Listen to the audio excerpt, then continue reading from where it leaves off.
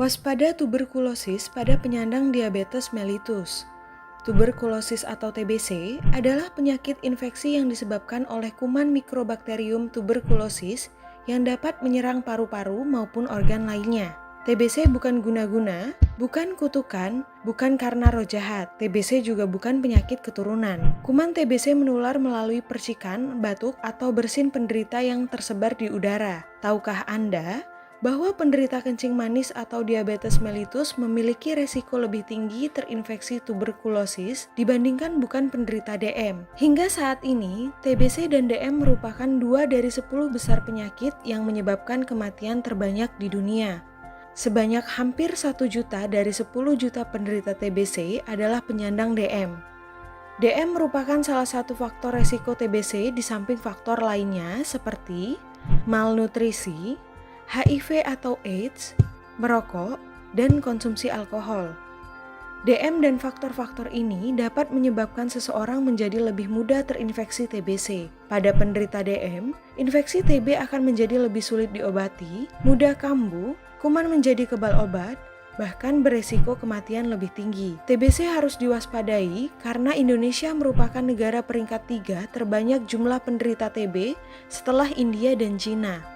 Infeksi tuberkulosis umumnya menyerang paru-paru dan menimbulkan gejala umum yang khas seperti batuk, umumnya lebih dari 2 minggu, berkeringat di malam hari, penurunan berat badan, demam tidak tinggi yang hilang timbul atau meriang atau gregesi, lemah atau letih.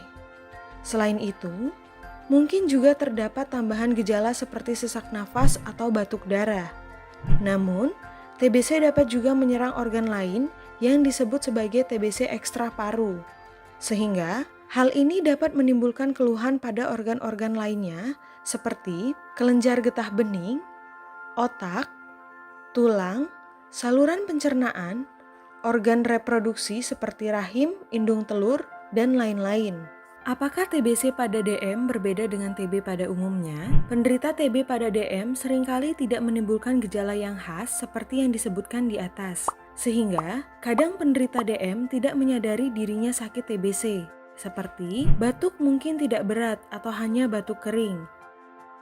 ISPA atau infeksi saluran pernafasan atas berulang atau tak kunjung sembuh. Gula darah Anda menjadi tidak terkontrol atau sulit menjadi normal dengan pengobatan DM biasa, penurunan berat badan tanpa sebab yang jelas, atau bahkan keluhan pada organ lainnya.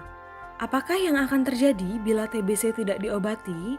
Bila tidak diobati dengan baik, penderita TBC bisa mengalami komplikasi kerusakan organ berat seperti batuk darah, sesak nafas hingga henti nafas, maupun kerusakan organ lainnya. TBC yang tidak diobati dengan benar juga bisa menyebabkan kuman menjadi kebal obat atau MDR atau multi drug resistance, kambuh, bahkan kematian. Apa yang harus dilakukan agar penderita DM tidak terinfeksi TBC?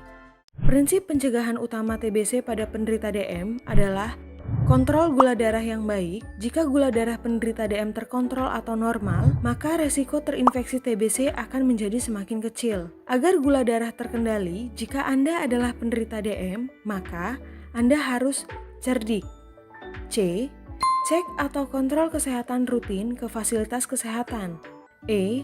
Enyahkan asap rokok. R. Rajin aktivitas fisik atau olahraga. D. Diet seimbang. I. Istirahat cukup. K. Kelola stres. Anda penderita DM, yuk bersikap lincah. L. Lakukan konsultasi kesehatan. I. Ingat selalu minum obat. N. Normalkan kadar gula darah dan tekanan darah. C. Cukupkan aktivitas fisik. A. Antusias menambah wawasan penyakit kronis. H. Hidup mandiri mengelola kesehatan. Dan tentu 3P. Patuh dan teratur minum obat DM atau menggunakan insulin sesuai petunjuk dokter, pencahayaan rumah dengan matahari langsung cukup, pengaturan ventilasi dan sirkulasi udara di rumah baik. TBC bisa dicegah dan diobati. Yuk tos TBC, temukan TBC dan obati sampai sembuh. Jika Anda menemukan salah satu dari gejala atau kecurigaan terinfeksi tuberkulosis, segera periksakan diri ke fasilitas kesehatan terdekat. Edukasi juga penderita DM sekitar Anda agar mengenali gejala TBC dan kita cegah bersama TBC dengan cerdik, lincah, dan patuh.